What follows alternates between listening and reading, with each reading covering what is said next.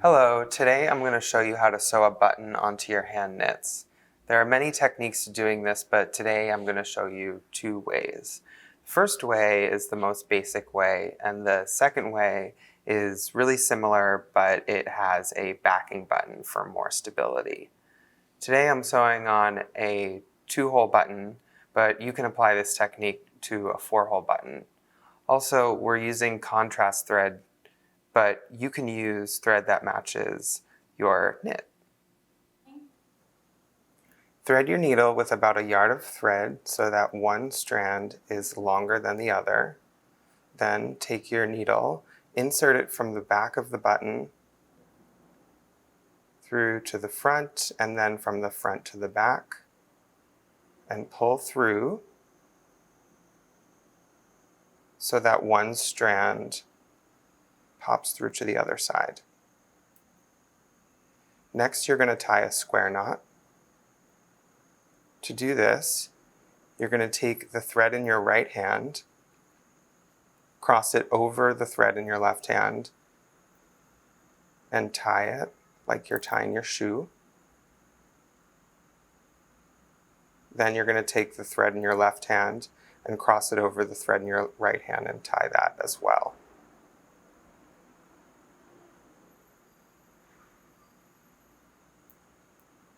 And pull down. Repeat that once more.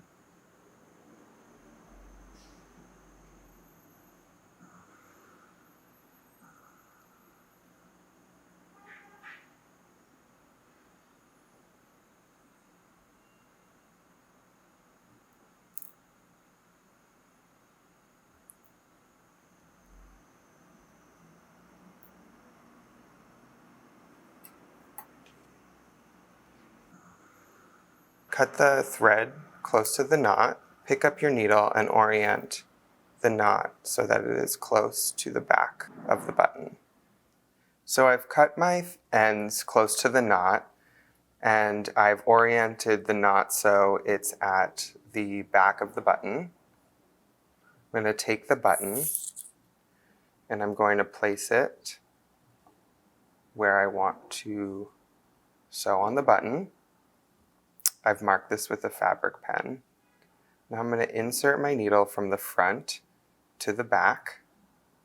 I'm going to pull through gently, making sure that knot stays in place.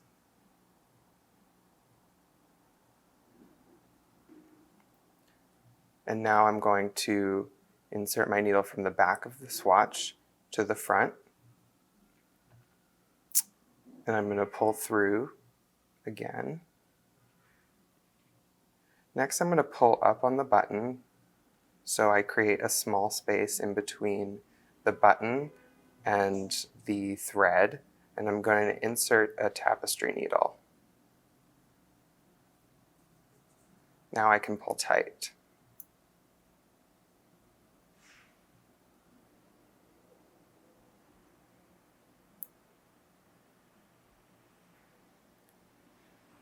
Insert your needle from the front to the back, going through the button eye, and then from the back to the front. You can repeat this a few times.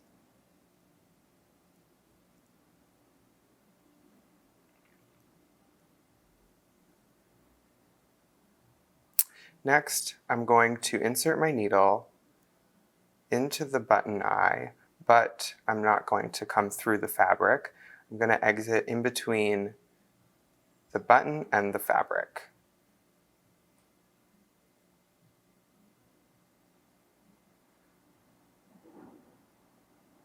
I can now remove my tapestry needle,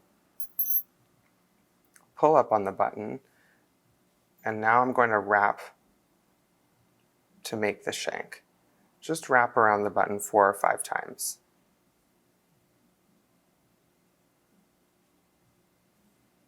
Now I'm going to secure the neck of the button by making a loop with my thread, inserting my needle into that loop,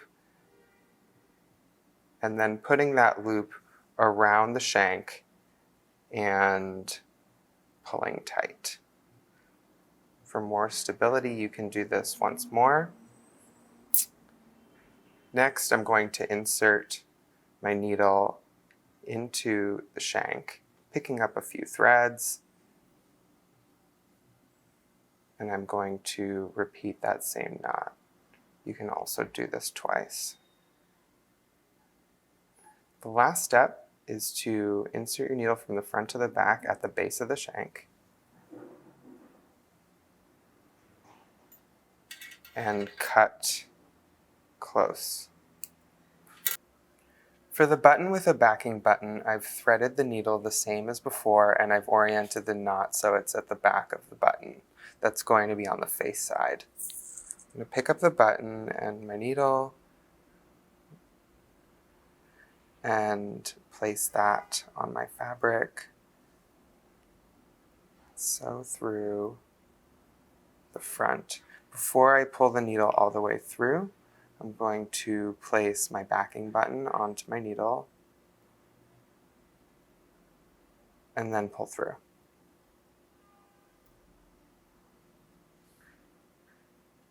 I'm then going to sew into the next hole on the backing button.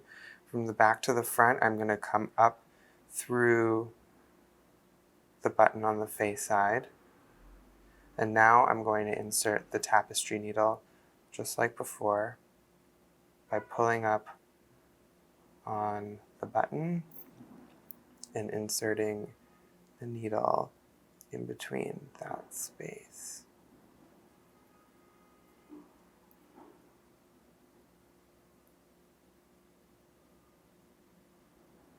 Holding both buttons together with the tapestry needle, I'm now going to sew them together. Do this a few times and then tie off the button just like before. That's how you sew on a button with a backing button.